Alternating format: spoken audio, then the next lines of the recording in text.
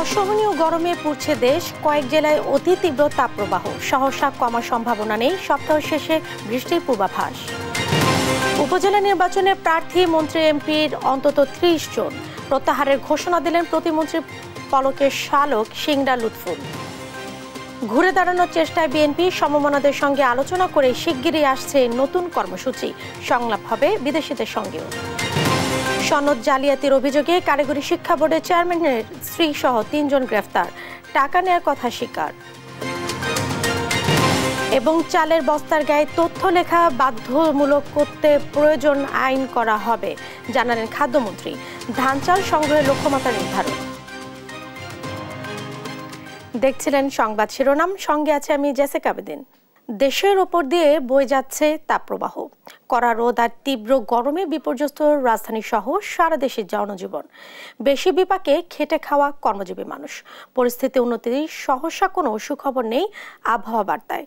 দক্ষিণা বাতাসে জলীয় বাষ্পের পরিমাণ বাড়ায় বাতাসে দাবদাহ বেশি অনুভূত হচ্ছে। তীব্র এ তাপপ্রবাহ আরও কয়েকদিন অব্যাহত থাকবে বলে জানিয়েছেন আবহাওয়া বিভাগ। ফজলে আদিত্যের রিপোর্ট। কড়া রোদ, উষ্ণ বাতাস আর তীব্র দাবদাহে বিপর্যস্ত হয়ে পড়েছে জনজীবন। রাজধানী সহ সারা দেশের ওপর দিয়ে বয়ে যাচ্ছে তীব্র তাপপ্রবাহ। চলমান তাপপ্রবাহে স্কুল কলেজ বন্ধ থাকলেও কাজে বের হতে হচ্ছে কর্মজীবী মানুষকে। তীব্র গরমে ঘেমে নেই একাকার পথচারীরা। স্বাভাবিক গরমের কারণে স্বাভাবিক যে চলাফেরা সেটা আমরা করতে পারতেছি না। এই যে দেখে গেছেন কিরকম ঘেমে গেছি। বয়স্কদের জন্য কষ্টকর এবং বাচ্চাদের জন্য কষ্টকর খুবই বেশি। অসাংঘাতিক, দেখতেই তো পাচ্ছেন আমাকে, আসলে প্রচুর ঘেমে গেছি। আর বাসা থেকে ইচ্ছেও করে না, এত রৌদ্র, আসলে জানতাম না বাইরে এত রৌদ্র। এখন হিট অ্যালার্ট জারি হয়েছে, সো এটাকে সতর্কতামূলক আমাদের নেওয়া উচিত, যেহেতু গরম অনেক বেশি। আমরা যারা পরীক্ষার্থী তাদের খুবই কষ্ট হচ্ছে এখন। সবচেয়ে বেশি ভোগান্তির মধ্যে পড়তে হচ্ছে খেটে খাওয়া মানুষকে। তীব্র গরমে কমেছে আয়ও। গরমের মধ্যে আমাদের চলাচলে অনেক কষ্ট হয়। প্রচন্ড গরম এবং খরতাপের মধ্যে আমরা কঠিন অবস্থায় চলাফেরা করি। গরম অতিরিক্ত কঠিন কষ্ট হইতেছে, গরম সহ্য করা না যায়, দম নিবার হচ্ছে, স্যালাইন খাবার হচ্ছে। এদিকে দেশের চলমান দাবদাহ থাকবে আরো কয়েকদিন। তবে ২৪ এপ্রিলের পর বৃষ্টিপাতের পূর্বাভাসও দিয়েছে আবহাওয়া বিভাগ। ২৪-২৫ তারিখে দেশে বিচ্ছিন্নভাবে বিভিন্ন জায়গায় বৃষ্টিপাতের সম্ভাবনা রয়েছে, বৃষ্টি অথবা বজ্রবৃষ্টির সম্ভাবনা। এর প্রভাবে তাপমাত্রা কিছুটা কমে যাবে, তবে তখনও কিন্তু তাপপ্রবাহ একেবারে যে শেষ বিলীন হবে সেরকম না। কিছু জায়গায় থাকবে, হয়তো পরিমাণটা একটু কমে আসতে পারে। আজকে ঢাকা সর্বনিম্ন তাপমাত্রা ছিল ২৯.০ ডিগ্রি সেলসিয়াস, আর সর্বোচ্চ তাপমাত্রা যেটা গতকালকে ছিল ৪০.৪। এটা হয়তো ৪০ ওভার করবে না, এর কাছাকাছি থাকবে। বৃদ্ধি পাওয়ার সম্ভাবনা আছে যে ২৭-২৮ তারিখের দিকে আরো বৃদ্ধি পাবে। ঢাকায় রোববার দিনের সর্বনিম্ন তাপমাত্রা ২৯ ডিগ্রি সেলসিয়াস। শনিবার দেশের সর্বোচ্চ তাপমাত্রা ছিল যশোরে ৪২.৬ ডিগ্রি সেলসিয়াস। মাহমুদ হাসান, দেশ টিভি, ঢাকা। রাজধানীর তাপদাহের খবর জানাতে সরাসরি যোগ দিচ্ছেন সহকর্মী ফজলে আদিত্য। আদিত্য, আজ রাজধানীতে তাপমাত্রা কেমন দেখছেন, আর আবহাওয়া অফিস কি পূর্বাভাস দিচ্ছে, বিস্তারিত জানাবেন। জি, যেমনটি বলছিলেন যে রাজধানীর তাপের অবস্থা আপনি একটু লক্ষ্য করলে দেখতে পারবেন যে এখানে এখন পর্যন্ত যে পরিমাণ তাপ প্রবাহ চলছে তা সাধারণ মানুষের বেশ অসহনীয়। সকাল থেকে আমরা বিভিন্ন রাজধানীর বিভিন্ন প্রান্তে দেখেছি বা বিভিন্ন প্রান্তে মানুষের সাথে কথা বলেছি এবং আবহাওয়া অফিসেও কথা বলেছি, এবং আবহাওয়া অফিস আমাদেরকে যেটি জানিয়েছে যে এখন বর্তমানে যে তাপপ্রবাহ চলছে সেই প্রবাহ বিরাজমান থাকবে আগামী ২৩ থেকে ২৪ তারিখ পর্যন্ত। পরবর্তীতে হয়তো কিছুটা স্বস্তি ফিরে আসবে। তবে এখন পর্যন্ত এই গরম দাবদাহ যেভাবে চলছে সেভাবেই চলবে, আবহাওয়া পূর্বাভাসে এটাই বলা হয়েছে। তবে একটা জিনিস জানিয়ে দিতে চাই যে আজকের যে তাপমাত্রা ছিল সেই সর্বনিম্ন তাপমাত্রা ঢাকা কেন্দ্রিক সেই তাপমাত্রা ছিল ২৯ ডিগ্রি সেলসিয়াস, এবং সর্বোচ্চ তাপমাত্রার পূর্বাভাস দেওয়া হয়েছে যেটি হচ্ছে ৪০ ডিগ্রি সেলসিয়াস পর্যন্ত উঠতে পারে, যেটি গতকালকেও ছিল ৪০.৩ ডিগ্রি সেলসিয়াস। তবে আপনাকে আরেকটি জিনিস জানিয়ে দিতে চাই যে গতকালকে যে সর্বোচ্চ তাপমাত্রা ছিল সেটি হচ্ছে যশোরে হয়েছে ৪২.৬ ডিগ্রি সেলসিয়াস। তবে সাধারণ মানুষরা বেশি, যারা হচ্ছে মূলত খেটে খাওয়া মানুষ, তারা মূলত বেশি এই প্রভাবে পড়ছে। বিশেষ করে যারা ট্রাফিক ব্যবস্থাপনার সাথে জড়িত আছেন এবং যারা নিম্ন আয়ের মানুষরা আছেন, যারা মূলত বাহিরে কর্মস্থানটা বাহিরেই মূলত তাদের এই বেগ পোহাতে হচ্ছে। তবে এখন পর্যন্ত যেটা আমরা জানতে পেরেছি যে আবহাওয়ার এই দাবদাহ আগামী 24 তারিখ পর্যন্ত 23 থেকে 24 তারিখ পর্যন্ত প্রবাহমান থাকবে। তবে এইটা মূলত এই দাবদাহ বাড়ার মূলত কারণ হচ্ছে যে দক্ষিণ হাওয়ায় জলীয় বাষ্পের পরিমাণ বেড়ে যাওয়ায় মানুষ গরমের অনুভূতিটা বেশি হচ্ছে এবং যার দরুন সৃষ্টি হচ্ছে বিভিন্ন রকম পানিবাহিত রোগ এবং হাসপাতালে শিশু থেকে বৃদ্ধদের এই যে গরমের যে রোগ রয়েছে সে ধরনের পানিবাহিত রোগ থেকে শুরু করে অন্যান্য যে সকল ভাইরাসজনিত রোগ সেগুলো বৃদ্ধি পাচ্ছে। তবে আপনাকে আরেকটি জিনিস জানিয়ে দিতে চাই যে আজকে এখন পর্যন্ত বিভিন্ন স্কুল কলেজ বন্ধ ঘোষণা করা হয়েছে। এরই পাশাপাশি যে বিশ্ববিদ্যালয় কেন্দ্রিক যে ক্লাসগুলো হয় সেই বিশ্ববিদ্যালয় কেন্দ্রিক ক্লাসগুলোতে আজকে ঢাকা বিশ্ববিদ্যালয়ে কিছুক্ষণ আগে হয়তো তারা একটা প্রজ্ঞাপন দিয়েছে, যেখানে 10% অনলাইন কার্যক্রম করার কথা ছিল, তবে সেটিকে শতভাগ অনলাইন কার্যক্রম করার সিদ্ধান্ত গ্রহণ করা হয়েছে। তবে আপনাকে আরেকটি জিনিস জানিয়ে দিতে চাই যে এভাবে দাবদাহ বাড়তে থাকলে হয়তো একটা সময় মানুষ এর থেকে পরিত্রাণ পাবে, তবে এটার জন্য কিছুদিন অপেক্ষা করতে হবে, যার ফলশ্রুতিতে সাধারণ মানুষ থেকে খেটে খাওয়া মানুষ প্রচণ্ড বেগ পোহাতে হচ্ছে তাদের কর্মসংস্থান এবং বিভিন্ন আয় রোজগার করার ক্ষেত্রে। তবে আমি বলতে চাই যে রাজধানীতে এখন পর্যন্ত দাবদাহের প্রভাব সাধারণ মানুষের জীবনযাত্রার মানে খুব ব্যাহত করছে। রাজধানীর প্রেস ক্লাব থেকে এই ছিল আবহাওয়া সর্বশেষ তথ্য আমার কাছে। আদিত্য, আপনাকে ধন্যবাদ। আপনি থাকুন, পরবর্তীতে আমরা আপনার সঙ্গে আবারও যুক্ত হব। এবারে আমরা চলে যাচ্ছি রাজধানীর বাইরে। চুয়াডাঙ্গা থেকে যোগ দিচ্ছেন সহকর্মী খায়রুজ্জামান সেতু। আমরা যেমনটি জানি যে গতকাল পর্যন্ত চুয়াডাঙ্গা এবং যশোরে সর্বোচ্চ তাপমাত্রা রেকর্ড করা হয়েছে। তো চুয়াডাঙ্গায় আজ গরমের তীব্রতা কেমন? ধন্যবাদ জেসিকা। গরমের তীব্রতা কেমন যদি আমি বলতে চাই, সেটা হচ্ছে যে তার আগে বলতে হয়েছে তাপমাত্রা। এই যে আমি এখন দাঁড়িয়ে আছি, মনে হচ্ছে যে আগুনের গোলা এসে গায়ে লাগছে, আর বাতাস তো নয়, মনে হচ্ছে লো হাওয়া গায়ে লাগছে। সব মিলে বুঝতেই পারছেন যে মানে রোদের তীব্রতা কেমন। আর গরমের তীব্রতা যদি বলতে চাই, সেটা হচ্ছে যে বাতাসের আর্দ্রতা নাই, সেক্ষেত্রে একটু মানুষ স্বস্তিতে আছে। পাশাপাশি বাতাসও প্রবাহিত হচ্ছে, কিন্তু উপর থেকে যে তাপ, সূর্যের যে তাপ আর নিচ থেকে মাটির যে তাপ উঠছে, এই মাঝখানে আমরা চুয়াডাঙ্গাবাসী যে আসি, সে বুঝতেই পারছেন যে বলা যেতে পারে একেবারে সিদ্ধ হয়ে যাওয়ার মতো অবস্থা। শুধু তাই নাই, আর একটা বিষয় জানিয়ে রাখি, আজকে কিন্তু চুয়াডাঙ্গাতে আমাদের জেলা প্রশাসনের আহ্বানে দুর্যোগ ব্যবস্থা কমিটির জরুরি সভা আহ্বান করেছিল জেলা প্রশাসক। সেখানে কিন্তু একটা বিষয় উঠে এসেছে, সেটা হচ্ছে যে চুয়াডাঙ্গাতে মূলত যে এই যে গরমের সময় গরম, শীতের সময় শীত, এর মূলত কারণ হচ্ছে যে এখনকার বিষয় যেটা দাঁড়ায়, সেটা হচ্ছে যে পশ্চিমবঙ্গ, উড়িষ্যা, বিহার এই অঞ্চলে কিন্তু এখন প্রচণ্ড তাপ দেওয়া চলছে। সেই তাপ দেওয়ার প্রবেশ করছে আমাদের চুয়াডাঙ্গা, যশোর, মেহেরপুর, কুষ্টিয়া এই অঞ্চল দিয়ে। অর্থাৎ বলা যেতে পারে যে তাপদাহ প্রবেশদ্বার হচ্ছে আমাদের চুয়াডাঙ্গা সহ পার্শ্ববর্তী জেলা। একই সাথে শীতের সময় কিন্তু একই ভাবে আসে। আর যদি কেন চুয়াডাঙ্গাতে গরম বেশি, এছাড়াও যদি বলতে যায়, সেটা হচ্ছে ভৌগোলিক কারণ বলে একটা কথা আছে। ভৌগোলিক কারণ, খুব কর্কট রেখার খুব পাশাপাশি জেলা হচ্ছে চুয়াডাঙ্গা। একই সাথে চুয়াডাঙ্গাতে যে নদী নালা খাল বিল ছিল, সেটা কিন্তু যে একটা সময় ছিল, কিন্তু সেটাতে খুব বেশি তা না। এখন যেটা আছে সেটাও কিন্তু মৃতপ্রায় মতো অবস্থা। আর যদি আরেকটু বিষয় বলে থাকি, সেটা হচ্ছে যে আমাদের চুয়াডাঙ্গাতে যে মানে রোদটা লাগে খুব, মানে একদম কাছ থেকে মাথার উপর আর কি। আর জলবায়ু পরিবর্তন তো বিষয় একটা আছেই। এছাড়াও জানিয়ে রাখি, সেটা হচ্ছে আজকে যে দুর্যোগ ব্যবস্থা কমিটিতে যে সবাই কিন্তু কর্ম পরিকল্পনা নির্ধারণ করা হয়েছে। ওই কর্ম পরিকল্পনায় খুব গুরুত্বপূর্ণ যে বিষয়টা ছিল, সেটা হচ্ছে যে আমাদের সচেতন হতে হবে। সচেতন না হলে কোনোভাবেই কিন্তু আমরা তীব্র তাপদাহ থেকে রক্ষা পাবো না। এই ছিল চুয়াডাঙ্গা থেকে সর্বশেষ। জেসিকা। সেতু, আপনাকে অসংখ্য ধন্যবাদ। দর্শক, রাজধানী এবং চুয়াডাঙ্গার আজ গরমের তীব্রতা সম্পর্কে জানাচ্ছিলেন আমাদের সহকর্মীরা। তীব্র দাবদাহে বাড়ছে হিট স্ট্রোক, ডায়রিয়া, পানিশূন্যতা সহ বিভিন্ন রোগ। সবচেয়ে বেশি ঝুঁকিতে শিশু ও বয়স্করা। রাজধানীর মহাখালীতে আইসিডিডিআরবি হাসপাতালে 24 ঘন্টায় ভর্তি হয়েছে 543 রোগী। হাসান মাহমুদের রিপোর্ট, জানাচ্ছেন নাফিয়া ফারজানা। রোগীরে ভিড় রাজধানীর মহাখালী আইসিডিডিআরবি হাসপাতালের জরুরি বিভাগে। শনিবার 24 ঘন্টায় ডায়রিয়া, পানিশূন্যতার মতো রোগে ভর্তি হয়েছে 543 জন। শনিবার মৌসুমের রেকর্ড 42.6 ডিগ্রি তাপমাত্রা রেকর্ড হয়। সারা দেশে বয়ে চলা প্রচণ্ড এ দাবদাহে আক্রান্ত হচ্ছেন শ্রমজীবী মানুষ। পানি শূন্যতা, ডায়রিয়ায় আক্রান্ত হচ্ছে শিশুরাও।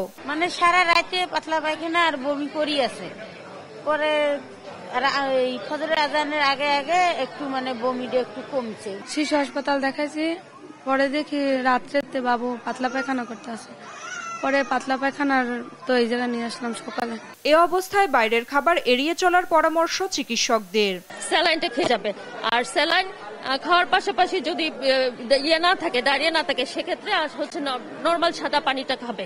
এটা হাইড্রেশনটা যাতে মেনটেন হয়। তীব্র দাবদাহে বাড়ছে হিট স্ট্রোকের ঝুঁকি।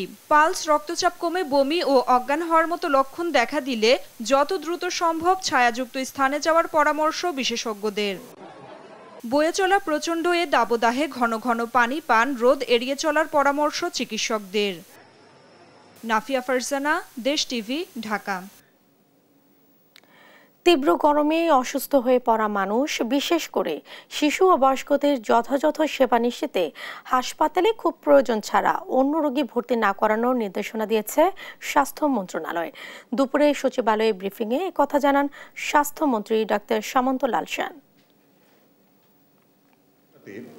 কোনো কোল্ড কেস এখন ভর্তি করতে না করতে, কোল্ড মানে বলে কি যে একটা হার্নিয়া 1 মাস পরে করলে কোনো অসুবিধা হবে না, একটা গলব্লাডার যেটা অ্যাকুট না সেটা 2 সপ্তাহ পরে করলে, মানে হাসপাতালটাকে খালি রাখার জন্য বলছি যে যদি এরকম চাপ হয় তাহলে বাচ্চাদেরকে এবং বয়স্কদেরকে যেন সেটা মানে ভর্তি করা হয়। এখন কোল্ড কেস কয়েকদিন বন্ধ থাকবে। আর আমাদের স্যালাইন এবং আমাদের ওরাল স্যালাইন থেকে শুরু করে সবার কাছে আমি আলাপ করছি, আমি একটা অ্যাপ খুলছি যে আমাদের মধ্যে সাথে সাথে যেন জানানো হয় কোনো জায়গায় কোনো ক্রাইসিস হলে। আমরা এটা এখন পর্যন্ত আমি মনে করি আমাদের কন্ট্রোলে আছে। চট্টগ্রামের হালিশহরে বঙ্গবন্ধু শেখ মুজিব ব্যাটারি কমপ্লেক্স উদ্বোধন করেছেন প্রধানমন্ত্রী শেখ হাসিনা। সকাল 10:30টার দিকে নগরীর হালিশহরে সেনাবাহিনীর আর্টিলারি সেন্টার অ্যান্ড স্কুলে এই কমপ্লেক্সের উদ্বোধন করেন তিনি। বিজয়ের 46 বছর পর সংরক্ষণ করা হচ্ছে মহান মুক্তিযুদ্ধের স্মৃতি। উদ্বোধনের পর দোয়া ও মোনাজাত শেষে কমপ্লেক্স ঘুরে দেখেন প্রধানমন্ত্রী। মুক্তিযুদ্ধে অংশগ্রহণকারী প্রথম গোলন্দাজ ইউনিট মুজিব ব্যাটারির স্মারক ঐতিহ্য আগামী প্রজন্মের সামনে তুলে ধরতে এই কমপ্লেক্স নির্মাণ প্রকল্প নেওয়া হয়।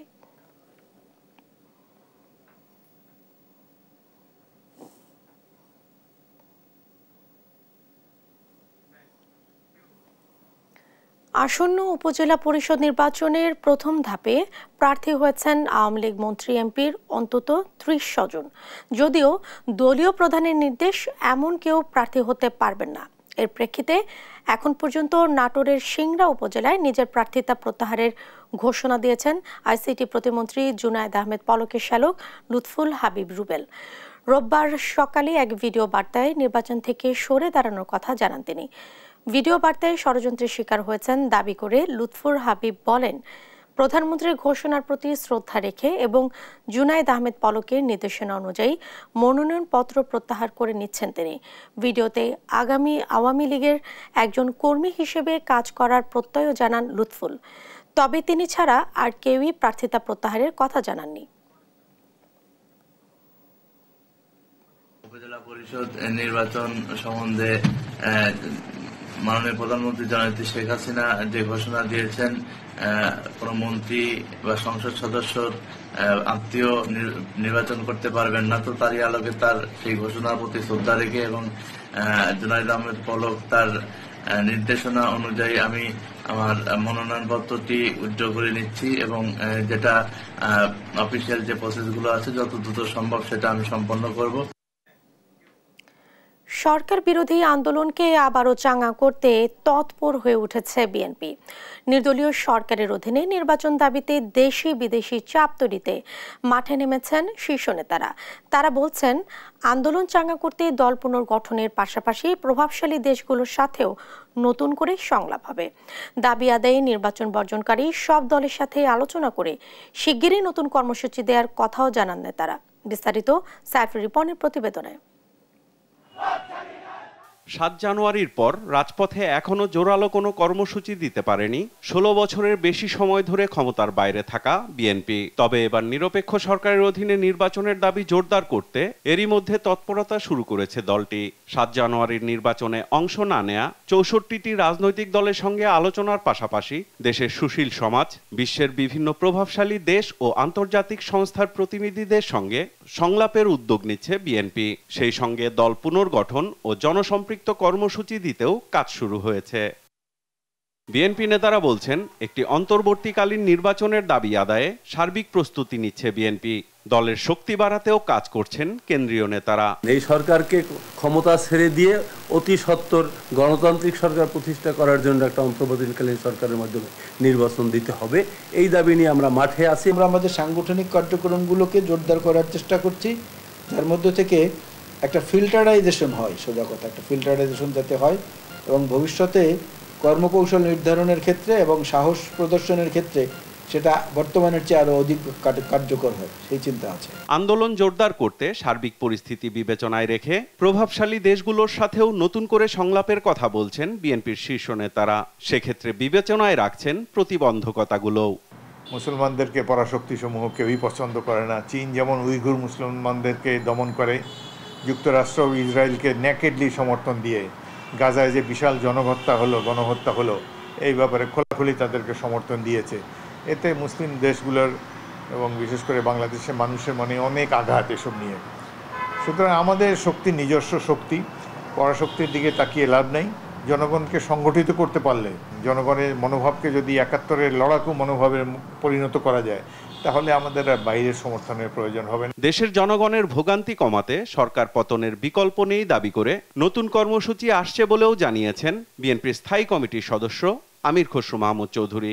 একটা গোষ্ঠী, দলীয় গোষ্ঠী দেশের সব সম্পদ লুটপাট করে নিয়ে যাচ্ছে, বিদেশে পাচার করে যাচ্ছে। তাদের লুটপাটের এই ইয়েটা পূরণ করতে হচ্ছে সাধারণ মানুষের পকেট থেকে টাকা দিয়ে, এইখানে রুটটা।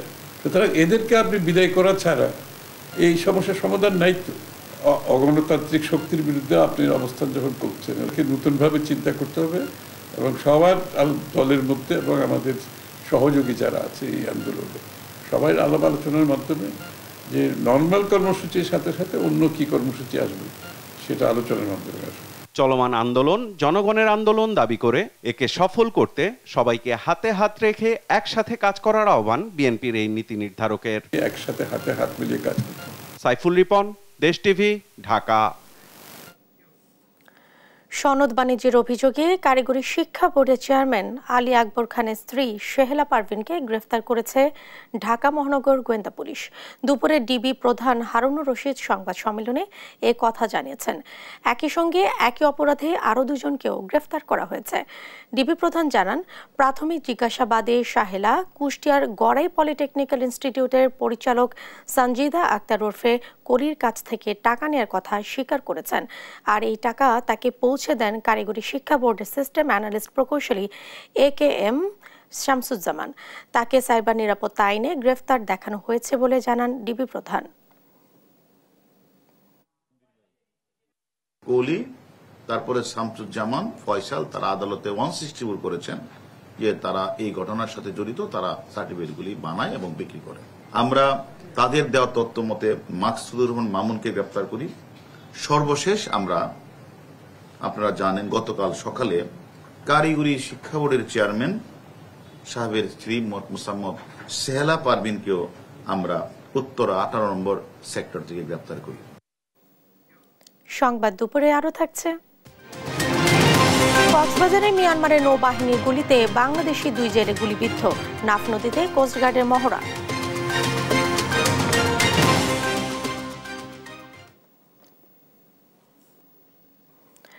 আসন্ন বোরো মৌসুমে 5 লাখ টন ধান, 12 লাখ টন চাল এবং 50,000 টন গম কিনবে সরকার। খাদ্যমন্ত্রী জানান, উৎপাদন খরচ বেশি হওয়ায় কৃষকের স্বার্থে এবার বেশি দাম ধরা হয়েছে। বিশ্ববাজারের তুলনায় দেশে চালের দাম সহনীয় পর্যায়ে আছে বলেও দাবি করেন তিনি। বস্তায় চালের জাত, দাম ও উৎপাদনের তারিখ লেখার সিদ্ধান্ত কার্যকরের পদক্ষেপ নেওয়ার কথাও জানান খাদ্যমন্ত্রী। জয় যাদবকে সঙ্গে নিয়ে আরো জানাচ্ছেন মাহমুদ হাসান। বাজারে চালের দাম স্থিতিশীল রাখতে বস্তায় দাম, চালের জাত ও উৎপাদনের তারিখ লেখা বাধ্যতামূলক করে সরকার, কিন্তু সরেজমিনে দেখা গেছে বেশিরভাগ কোম্পানি এ নির্দেশনা মানছে না। রোববার সচিবালয়ে খাদ্য পরিকল্পনা ও পরিধারণ কমিটির বৈঠক শেষে খাদ্যমন্ত্রী অবশ্য জানান এই নির্দেশনা বাস্তবায়ন শুরু হয়েছে, পুরোপুরি কার্যকরে প্রয়োজনে আইন করা হবে এবং আপনাদের সবার সহযোগিতা কামনা। বৈঠকে চলতি মৌসুমে ৩২ টাকা কেজি দরে ৫ লাখ টন ধান, ৪৫ টাকা দরে ১১ লাখ টন চাল, ৪৪ টাকা দরে ১ লাখ টন আতপ চাল কেনার সিদ্ধান্ত হয়। এছাড়া ২৪ টাকা দরে ৫০,০০০ টন গম কিনবে সরকার। খাদ্যমন্ত্রী জানান, উৎপাদন খরচ বেশি হওয়ায় কৃষকের লাভ বিবেচনায় রেখে বেশি দামে ধান, চাল, গম কেনা হচ্ছে। ধান ৫ লাখ মেট্রিক টন ৩২ টাকা প্রতি কেজি এবং সিদ্ধ চাউল ১১ লক্ষ মেট্রিক টন, দাম ৪৫ টাকা প্রতি কেজি এবং আতপ চাউল ১ লক্ষ মেট্রিক টন, মূল্য ৪৪ টাকা প্রতি কেজি। গম ৫০,০০০ মেট্রিক টন, প্রতি কেজি ৩৪ টাকা। এটা হলো সিদ্ধান্ত। উৎপাদন খরচ বেশি আছে, সেই কারণেই এটার দাম বাড়ানো হয়েছে এবং কৃষক একটু মূল্য পাক, কৃষক আর উৎসাহিত হোক, নাহলে কৃষক অন্য ক্রপসে চলে যাচ্ছে, কারণ আমাদের চাউলের প্রয়োজন। বিশ্ববাজারের তুলনায় বাংলাদেশের চালের মূল্য সহনীয় পর্যায়ে আছে বলেও দাবি করেন খাদ্যমন্ত্রী। সারা বিশ্বে যে চাউলের মূল্য, সেই দিকে চিন্তা করলে আমরা অনেক কম অবস্থায় আছি। সরকারের খাদ্য সংগ্রহ অভিযান ৭ মে থেকে চলবে ৩১ আগস্ট পর্যন্ত। মাহমুদ হাসান, দেশ টিভি, ঢাকা। দেখছেন সংবাদ দুপুর। কক্সবাজারের টেকনাফের নাফ নদী মিয়ানমার নৌবাহিনীর গুলিতে বাংলাদেশি ২ জেলে গুলিবিদ্ধ হয়েছেন। এমন অস্থিরতার মধ্যে নাফ নদীতে মহড়া করছে কোস্টগার্ড। পরিদর্শনে গিয়ে বাহিনীর মহাপরিচালক বলেন, সীমান্ত দিয়ে আর কাউকে প্রবেশ করতে দেয়া হবে না। এছাড়া মাদক চোরাচালান সহ আইন শৃঙ্খলা পরিস্থিতি নিয়ন্ত্রণে কঠোর হওয়ারও কথা জানান তিনি। কক্সবাজার থেকে সৌরভদেবের প্রতিবেদন।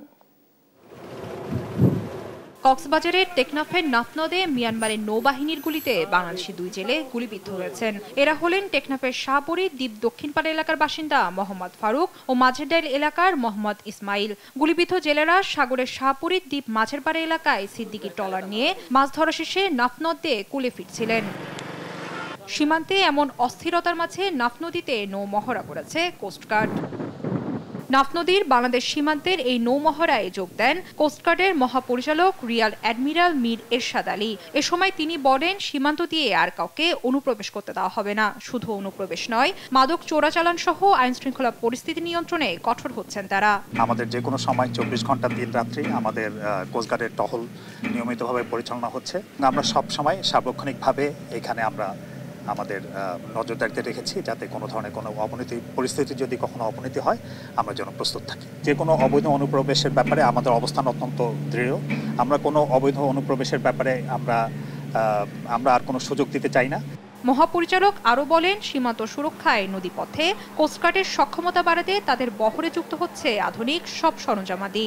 আমরা আরও 9টি জলযানের জন্য আমাদের মাননীয় প্রধানমন্ত্রী আমাদেরকে টেকনিক অনুমোদন দিয়েছেন। তো সেটার ব্যাপারে আমরা কাজ হাতে নিয়েছি এবং আমরা অতি শীঘ্রই এই ব্যাপারে আমরা একটা অগ্রসর হব বলে আমি মনে করি। এছাড়া এর পাশাপাশি আমাদের হেলিকপ্টার কেনার ব্যাপারেও আমাদের একটা প্রকল্প, আমাদের একটা চিন্তাভাবনা আছে এবং এই ব্যাপারে আমরা কাজ করছি।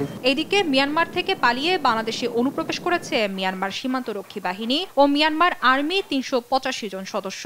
তারা বর্তমানে বিজিবি হেফাজতে রয়েছে। শিগগিরই তাদের মিয়ানমারে ফেরত পাঠানো হবে বলে জানান কোস্টগার্ড মহাপরিচালক। নিউজ ডেস্ক, দেশ টিভি। 2 দিনের সফরে আগামীকাল বিকেলে ঢাকা আসছেন কাতারের আমির। তার সফরে 11টি চুক্তি ও সমঝোতা স্মারক সই হবে। দুপুরে পররাষ্ট্র মন্ত্রণালয়ে এক ব্রিফিংয়ে এ তথ্য জানান পররাষ্ট্রমন্ত্রী ডক্টর হাসান মাহমুদ। সফরে 11টি দ্বিপক্ষীয় দলিল স্বাক্ষরের কথা রয়েছে, তার মধ্যে 6টি চুক্তি এবং 5টি সমঝোতা স্মারক। ব্যবসা বাণিজ্য, বিনিয়োগ ও কর্মসংস্থানের সুযোগ সৃষ্টি, জ্বালানি, বিমান চলাচল, কৃষি, খাদ্য নিরাপত্তা, জলবায়ু পরিবর্তন ইত্যাদি ক্ষেত্রসমূহকে চিহ্নিত করা হয়েছে। আমরা আশা করছি এই সফরের মাধ্যমে কাতারের মহামহিম আমিরের সফরের মাধ্যমে দুই দেশের যে অত্যন্ত চমৎকার বন্ধুত্বপূর্ণ সম্পর্ক সেটি নতুন উচ্চতায় উন্নীত হবে। 2 দিনের সফরে সোমবার ঢাকায় আসছেন কাতারের আমির Sheikh Tamim bin Hamad Al Thani. তার সফরে জ্বালানি, জনশক্তি রপ্তানি, ব্যবসা বাণিজ্য বৃদ্ধি ও নিরাপত্তা সহযোগিতার বিষয়ে প্রায় 10টি চুক্তি ও সমঝোতা স্মারক সইয়ের প্রস্তুতি নিয়েছে পররাষ্ট্র মন্ত্রণালয়। এ সফরের মাধ্যমে দুদেশের সম্পর্কে নতুন দিগন্ত উন্মোচন হবে বলে মনে করছেন বিশ্লেষকরা। আজিজুর রহমান কিরণের রিপোর্ট। উত্তপ্ত মধ্যপ্রাচ্য পরিস্থিতি সহ বিশ্ব রাজনীতির জটিল সমীকরণের মুহূর্তে তাৎপর্যপূর্ণ এক সফরে ঢাকা আসছেন কাতারের আমির Sheikh Tamim bin Hamad Al Thani. 20 বছর পর কাতারে কোনো আমিরের আগমনকে বেশ গুরুত্বের সঙ্গে বিবেচনা করছে বাংলাদেশ। পররাষ্ট্র মন্ত্রণালয় সূত্রে জানা গেছে, ঢাকা সফরকালে কাতারের আমিরের সঙ্গে প্রধানমন্ত্রী শেখ হাসিনার আনুষ্ঠানিক বৈঠকের পর দুই দেশের মধ্যে জ্বালানি, জনশক্তি রপ্তানি, ব্যবসা ও বাণিজ্য বৃদ্ধি ও নিরাপত্তা সহযোগিতার বিষয়ে 10টি চুক্তি ও সমঝোতা স্মারক সইয়ের প্রস্তুতি নেওয়া হয়েছে। বিশ্লেষকরা বলছেন, গালফ কোঅপারেশন কাউন্সিল বা জিসিসিভুক্ত দেশগুলোর মধ্যে রাজনৈতিক ও অর্থনৈতিকভাবে শক্তিশালী কাতারের শীর্ষ নেতার এ সফর দুদেশের মধ্যে রাজনৈতিক সহযোগিতা প্রেক্ষাপটে আনতে পারে নতুন মাত্রা। আলোচনায় প্রাধান্য পাবে মধ্যপ্রাচ্য পরিস্থিতিও। মধ্যপ্রাচ্যের দেশগুলোতে প্রতিটি দেশে আমাদের বিরাট স্বার্থ আছে। তাদের সব চিন্তা ধারণা, ধ্যান ধারণার সাথে, চিন্তা ভাবনার সাথে হয়তো আমাদের মিল অনেক ক্ষেত্রে নেই। তাতে আমাদের কিছু আসে যায় না। তারা নিজেদের পথে চলবেন, আমরা আমাদের পথে চলবো, কিন্তু আমাদের স্বার্থ আছে প্রত্যেক জায়গাতে, তাদেরও স্বার্থ আছে। বাণিজ্যিক সম্পর্কের একটি জায়গা দেখার বিষয় আছে, সেটি একটি দিক। আরেকটি হচ্ছে যে আমরা যদি শ্রমবাজারের কথা চিন্তা করি, মধ্যপ্রাচ্যে চলমান সংকটে শ্রমবাজার সুরক্ষিত রাখা সহ বিভিন্ন বিষয়ে সম্পর্ক উন্নয়নে এই সফরকে অনন্য উচ্চতায় নেবে বলে মনে করছেন বিশ্লেষকরা। এটা যদি কোনো একটা ব্যবস্থা করা যায় যে ঠিক ওই কফিলের মাধ্যমে গিয়ে তার যেখানে ইচ্ছা সেখানে তিনি তাকে দিলেন কাজে, এরকম না করে যদি সরাসরি কিছু নিয়োগের ব্যবস্থা করা যায়, যেখানে আসলেই হয়তো ইংরেজি জানার খুব বেশি প্রয়োজনও নেই, তাহলে কিন্তু এটা বিরাট উপকার হতে পারতো কর্মীদেরও এবং আমাদের রেমিটেন্সের পরিমাণও বাড়তে পারে। মধ্যপ্রাচ্যের বিভিন্ন দেশগুলোর মধ্যে শ্রম অভিবাসন বা বিশেষ করে অন্য দেশ থেকে আসা শ্রমিকদের অধিকার রক্ষার ক্ষেত্রে বেশ কিছু আইন নীতিমালা তারা প্রণয়ন করেছে, যেগুলো দৃষ্টান্তমূলক। তো সেই জায়গা থেকে এক ধরনের মেসেজ হতে পারে যে বাংলাদেশের যে শ্রমিকরা বিদেশে গিয়ে, বিশেষ করে কাতারে গিয়ে কাজ করার কথা ভাবছে, তাদেরকে আশ্বস্ত করা সরকারের মাধ্যমে যেন সেই শ্রমবাজারটা সংকুচিত না হয়। মার্চে কাতারের সঙ্গে যে প্রতিরক্ষা সহযোগিতার সমঝোতা স্মারক স্বাক্ষর হয়েছে, তার আলোকে বাংলাদেশের প্রতিরক্ষা বাহিনীর সদস্যদের কাতারে কাজ করার বিষয়ে আসতে পারে গুরুত্বপূর্ণ সিদ্ধান্ত। আজিজুর রহমান কিরণ, দেশ টিভি, ঢাকা। সংবাদ দুপুরে আরো থাকছে। ইসরায়েলের হামলাকে শিশুর খেলনার সঙ্গে তুলনা করলেন ইরানের পররাষ্ট্রমন্ত্রী। স্বার্থে আঘাত এলে এক চুলো ছাড় না দেওয়ার হুঁশিয়ারি। জলবায়ুর লস অ্যান্ড ড্যামেজ ফান্ড পেতে সব প্রস্তুতি সম্পন্ন হবে জুনের মধ্যেই। আবেদনে জলবায়ু পরিবর্তনের ফলে বাস্তুচ্যুত জনগোষ্ঠী গুরুত্ব পাবে বলে জানিয়েছেন পরিবেশ মন্ত্রী সাবের হোসেন চৌধুরী। আর বাংলাদেশকে ক্ষতিগ্রস্ত দেশের তালিকায় প্রথমে রাখতে বিজ্ঞান ভিত্তিক তথ্য উপাত্ত নিয়ে আবেদনের পরামর্শ দিয়েছেন বিশেষজ্ঞরা। বিস্তারিত জানাচ্ছেন নিয়াজ মোর্শেদ। নোয়াখালীর হাতিয়ায় বাড়ি ছিল ইমরান হাসানের। 2009 সালে ঘূর্ণিঝড় আইলায় বাবাকে হারানোর পর মাকে নিয়ে যান বেগমগঞ্জে। বাড়িটাও চলে গিয়েছিল ভাঙনে। মা গার্মেন্টসে চাকরি নেয় আর নিজে শিশু শ্রমের মাধ্যমে পড়াশোনা চালিয়ে যান। 2009 সাইক্লোন আইলাতে গিয়ে বাবা মারা যায় এবং আমার ফ্যামিলি সব মাইগ্রেন্ট করে চলে আসি শহরে। তখন দেখেছি যে আমি কন্টিনিউয়াসলি যে আমার ফ্যামিলি কষ্ট করতেছে। মাইগ্রেন্ট করার পরে মানুষের লাইভলিহুড থেকে শুরু করে জীবনযাত্রার মান, তারপর বাসস্থান এবং শিক্ষা, স্বাস্থ্য সবকিছুই হুমকি স্বরূপ হয়ে যায়। ইমরান এখন কাজ করছেন জলবায়ু যোদ্ধা হিসেবে। নিজের ক্ষতির ন্যায্যতা ফিরে পেতে অংশ নিয়েছেন 2টি জলবায়ু সম্মেলনে। ইমরান এবার খুশি, কারণ লস অ্যান্ড ড্যামেজ ফান্ড তৈরি হয়েছে এবারের সম্মেলনে। সাবার হচ্ছে, তাদের জন্য কি কাজ করা যায়, আমি ভলেন্টারি কাজ শুরু করি। আর এই ফান্ড পেতে ক্ষতিগ্রস্ত দেশ হিসেবে বাংলাদেশ জুনের মধ্যেই আবেদনের চূড়ান্ত প্রস্তুতি সম্পন্ন করবেন বলে জানান পরিবেশ মন্ত্রী সাবের হোসেন চৌধুরী। আমরা আবেদন করার জন্য প্রস্তুতিটা আমরা একটা চূড়ান্ত পর্যায়ে নিয়ে যাব, কারণ লস অ্যান্ড ড্যামেজ যে তহবিল গঠন করা হয়েছে সেটা হয়তো এই বছরের শেষের দিকে সেটা চালু হবে, মানে আবেদন তারা গ্রহণ করবে। তো আমাদের লক্ষ্য হচ্ছে যে আবেদন যখন তারা গ্রহণ করে তখন বাংলাদেশ যেন প্রথম দেশগুলোর একটা অন্যতম হয়। আবেদনে জলবায়ু পরিবর্তনের কারণে বাস্তুচ্যুত জনগোষ্ঠীর বিষয়টি বেশি গুরুত্ব পাবে বলেও জানান তিনি।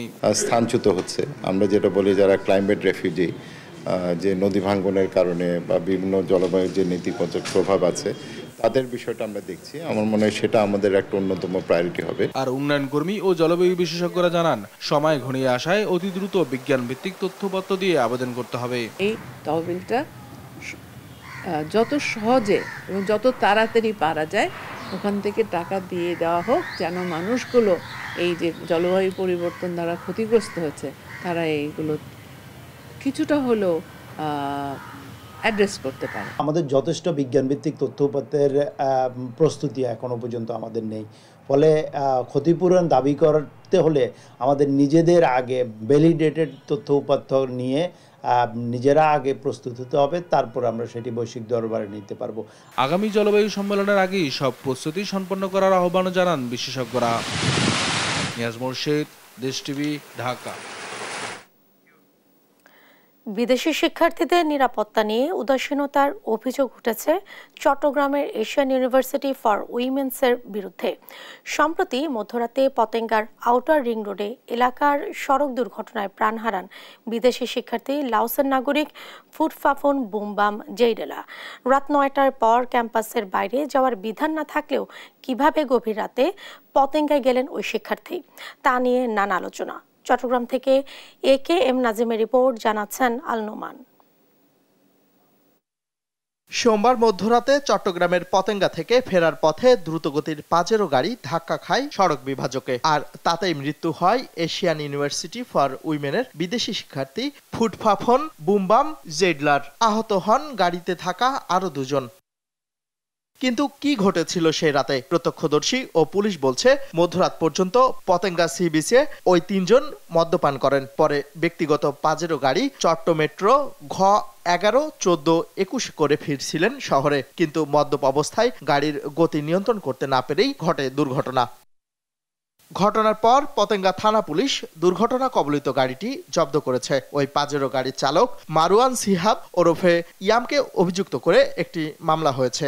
খোঁজ খবর নিয়ে জানা যায় সে আসলে এশিয়ান ইউনিভার্সিটির স্টুডেন্ট। এই বিষয়ে আমার থানায় একটা সড়ক পরিবহন আইনে মামলা হয়েছে ড্রাইভারের বিরুদ্ধে। মামলাটা তদন্তাধীন এবং আসামি গ্রেপ্তারের জন্য আমরা সর্বাত্মক চেষ্টা করছি। আমরা যে শুধুমাত্র ডেড বডি পেয়েছি, বাকি দুজনের খোঁজ আমরা এখনো পাইনি, তবে পেয়ে যাব খুব শীঘ্রই। তবে দুর্ঘটনার পর প্রশ্ন ওঠে এশিয়ান ইউনিভার্সিটি ফর উইমেনের নিরাপত্তা ব্যবস্থা নিয়ে। নিয়ম অনুযায়ী রাত 9টার পর কোনো বিদেশি শিক্ষার্থীর বিশ্ববিদ্যালয়ের ক্যাম্পাস থেকে বের হওয়ার সুযোগ নেই। তাহলে ওই শিক্ষার্থী কিভাবে গেলেন ক্যাম্পাসের বাইরে? এ ঘটনার পর থেকে বিশ্ববিদ্যালয়টির বিদেশি নারী শিক্ষার্থীদের নিরাপত্তার বিষয় নিয়ে প্রশ্ন উঠেছে। যেসব ছাত্রীরা বিদেশ থেকে আসছে তাদের আগেই বলেছি তাদের সোশ্যালাইজেশন কিন্তু আমাদের দেশীয় আইন কানুন রীতিনীতি আর মূল্যবোধের মধ্যে দিয়ে হয় নাই। সুতরাং তাদের চলবার প্রক্রিয়াটাকে আপনি কতটুকু নিয়ন্ত্রণের মধ্যে রাখতে পারবেন সেটাও একটু প্রশ্নবোধক। আমাদের যে আইনি প্রক্রিয়া আছে, পুলিশ বিভাগ আছে, তাদের দায়িত্ব হচ্ছে এখন গভীরভাবে বস্তুনিষ্ঠভাবে এটা তদন্ত করা। বিদেশি নারী শিক্ষার্থী নিহতের ঘটনা ও মধ্যরাতে ওই শিক্ষার্থী বাইরে কিভাবে গেল এ বিষয়ে বিশ্ববিদ্যালয় কর্তৃপক্ষের সঙ্গে বারবার যোগাযোগ করা হলেও তাদের বক্তব্য পাওয়া যায়নি। নিউজ ডেস্ক, দেশ টিভি। দেখছেন সংবাদ দুপুর।